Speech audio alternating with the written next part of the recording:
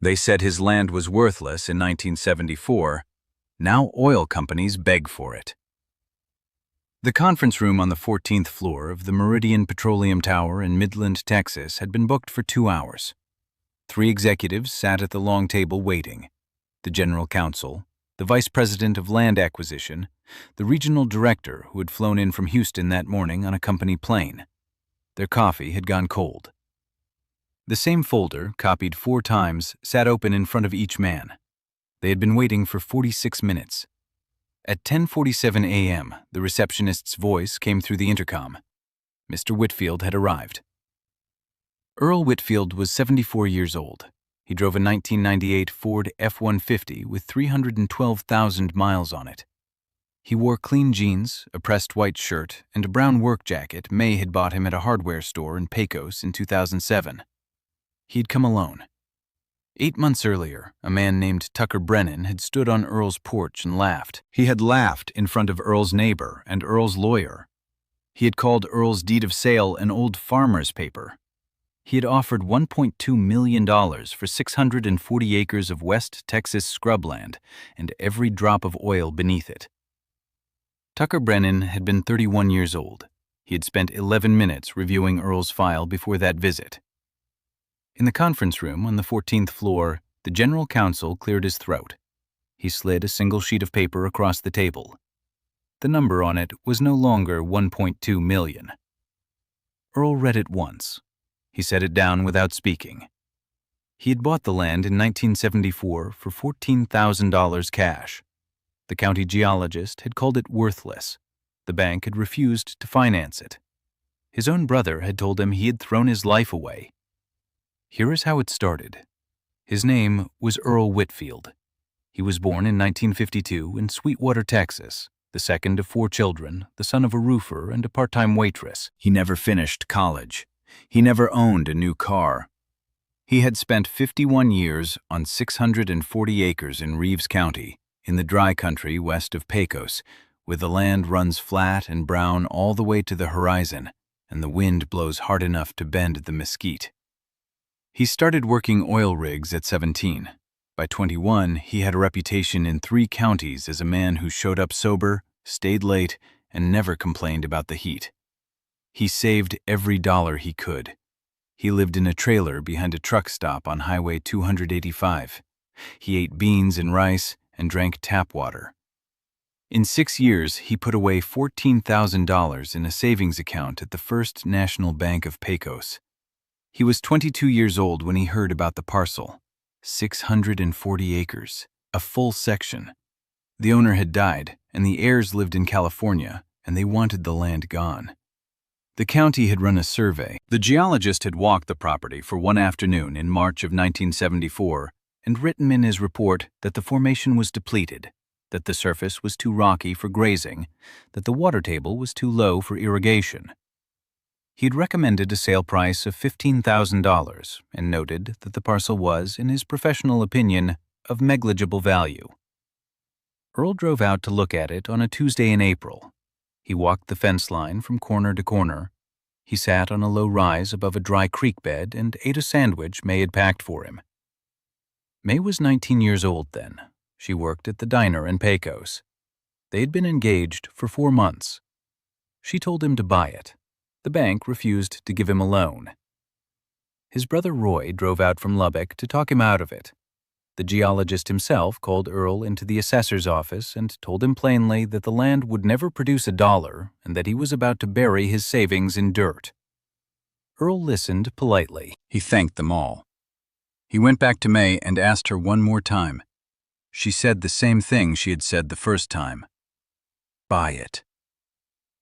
On the 14th of March, 1974, Earl walked into the Pecos County Courthouse with $14,000 in a paper envelope and bought the land outright. The deed of sale was 4 pages long. May had asked a paralegal she knew from church to look it over before they signed. The paralegal had added 1 paragraph on page 3. May read it twice before she let Earl sign. Then she folded the deed in half and slid it into the back of her Bible. They were married a year later under a live oak May planted herself on the south corner of the property. They built a small house with their own hands over the course of 3 summers. They raised 2 sons. One became a teacher in Austin. The other died in a car accident on Interstate 20 when he was 29. And after that, May was never quite the same, though she still worked the kitchen garden every spring and still kept the Bible on the nightstand by her side of the bed. She died of pancreatic cancer in the spring of 2019. She was 64 years old.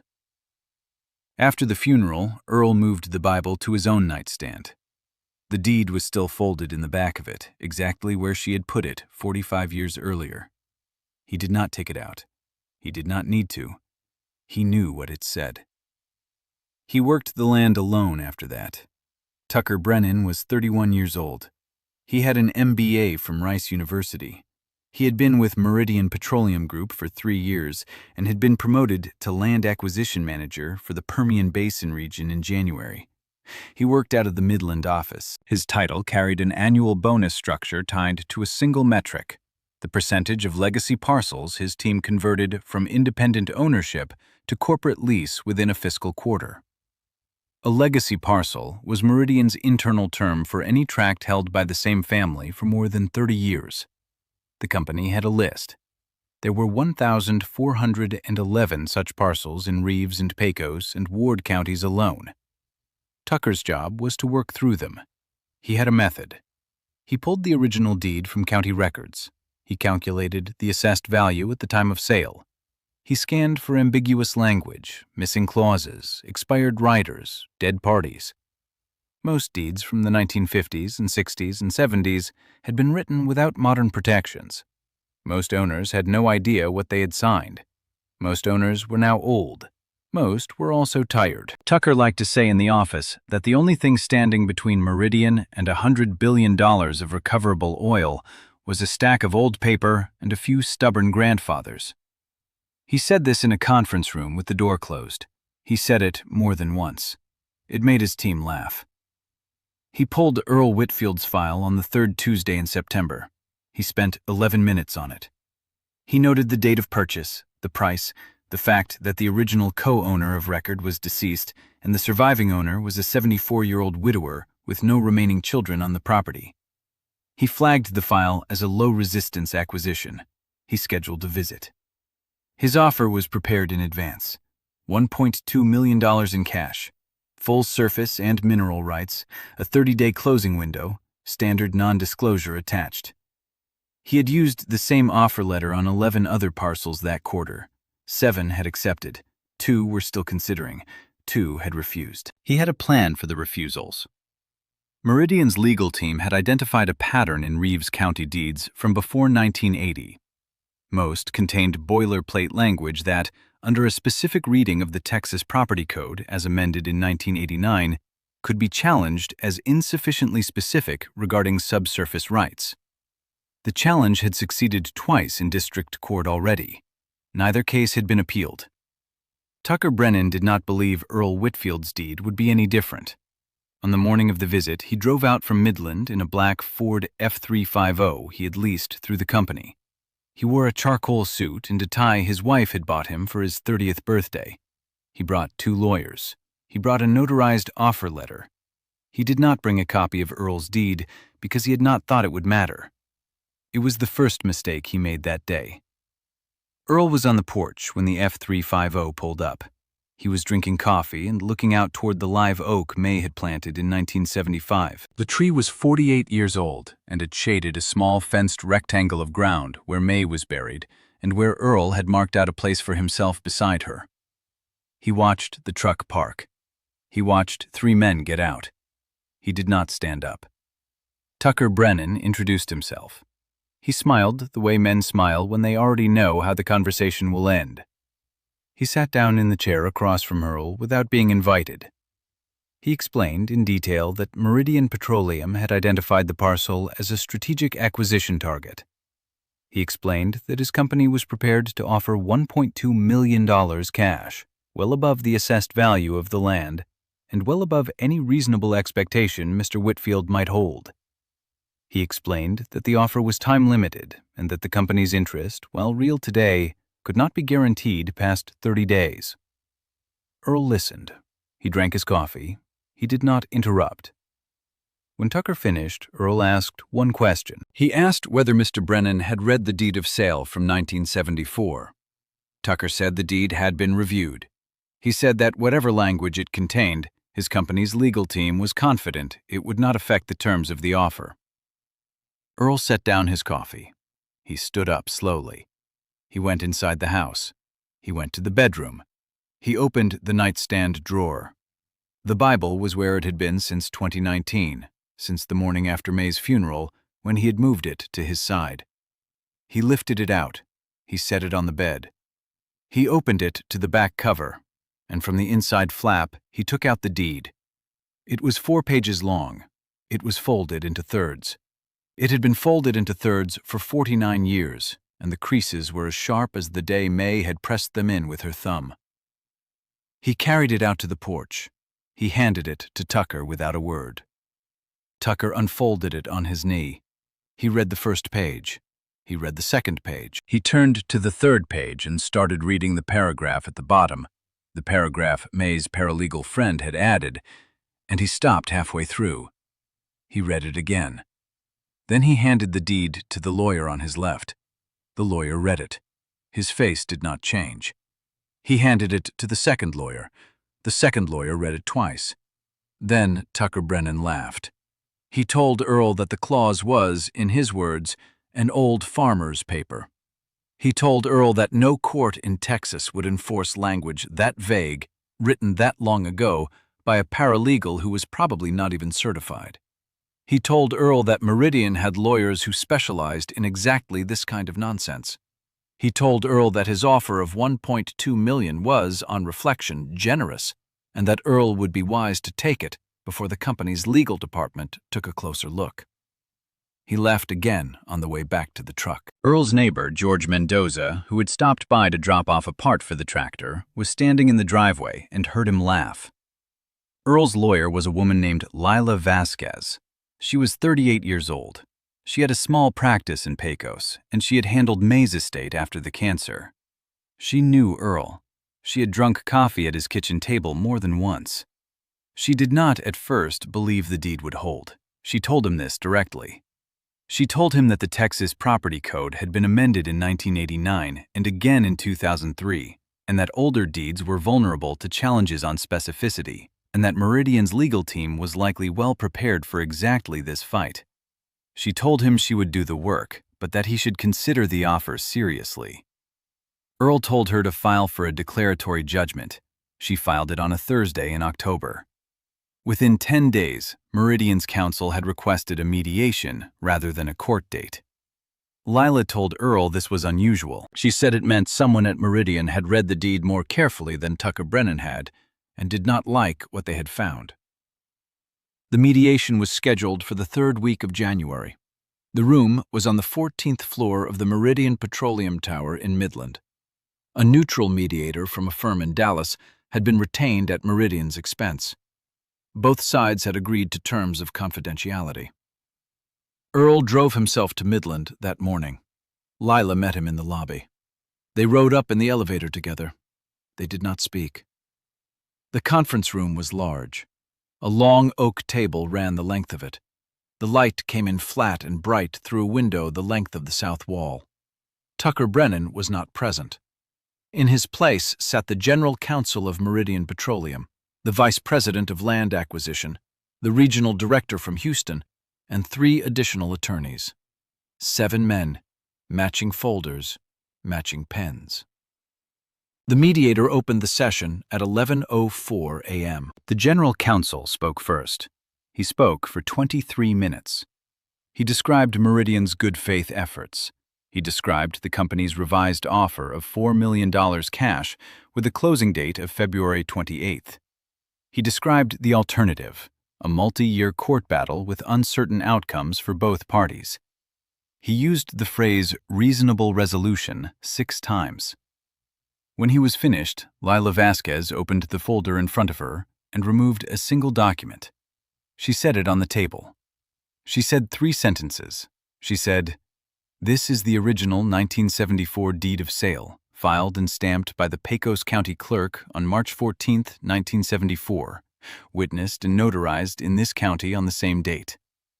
She said, "On page 3, paragraph 4, the seller reserves to the buyer 100% of all mineral and subsurface rights in perpetuity, with all extracted resources to be valued at fair market value at the time of extraction, not at any prior date or valuation." She said, "Any attempt by Meridian or any other party to drill, extract, or remove resources from this parcel without a separately negotiated lease agreement at current market rates constitutes a violation of property law as it existed in 1974 and as it stands today." The room went quiet. The general counsel asked to see the deed. He read it. He read it again. He passed it to the man on his left. The vice president of land acquisition read it once. The regional director read it twice. Then Lila reached into her folder and placed a second document on the table. She said it in the same flat voice. This was Meridian's own preliminary geological assessment of the parcel, filed with the Texas Railroad Commission in March of 2024, 10 months before Tucker Brennan ever drove out to Earl's porch. It valued the recoverable resources on Mr. Whitfield's land at $412 million over a 20-year extraction window. Meridian had been preparing to drill on Earl's land long before they ever made him an offer of $1.2 million. The general counsel did not pick up the second document. He did not need to. The mediator asked if there was a response. The general counsel said he would need to confer with his colleagues. They left the room. They were gone for 1 hour and 40 minutes. When they came back, the general counsel did not sit down. He stood at the end of the table. He said that Meridian was prepared to negotiate a new lease agreement on terms acceptable to Mr. Whitfield. He asked what those terms might be. Earl looked at Lila. Lila opened the second folder. The terms were as follows: a 22% royalty on every barrel of oil and every cubic foot of natural gas extracted from the parcel, payable monthly, in perpetuity. Surface rights protected. No drilling within 500 yards of the house or the live oak on the south corner. The family burial plot, fenced and preserved at Meridian's expense. An annual independent audit, also at Meridian's expense. A signing bonus of $9 million. All 7 copies of the agreement to be reviewed and signed within 30 days. The general counsel did not negotiate. He signed. Earl drove home alone that evening. He took the long road south out of Midland and west on Highway 285 and turned off at the dirt track that ran along his fence line. The sun was setting behind him by the time he reached the gate. He did not go into the house. He walked across the front yard and down the slope toward the south corner of the property, where the live oak stood. The tree was 48 years old. May had planted it in the spring of 1975 from a seedling she had carried home in a coffee can from her aunt's house in Sonora. The trunk was thick now. The shade reached almost to the fence line. He stopped at the small fenced rectangle beneath the tree. May's stone was simple, granite. Her name, 2 dates, a single line beneath the dates that read, "She knew the land." Earl stood there for a long time. He took the deed out of his coat pocket. He had carried it with him to Midland that morning, and he had not let it out of his sight since. He held it in his hand for a moment.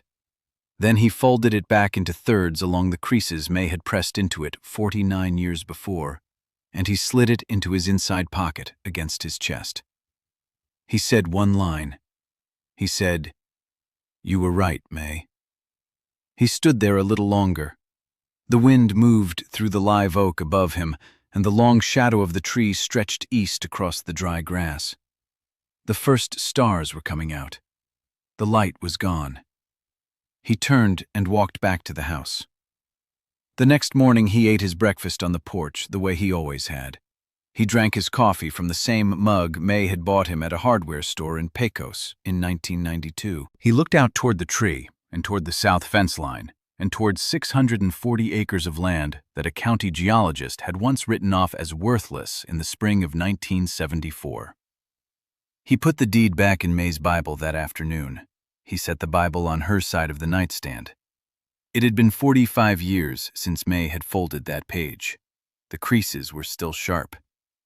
He went back outside to work. There were others. Tucker Brennan had spent 11 minutes on Earl Whitfield's file, but he had spent 11 minutes on hundreds of other files too.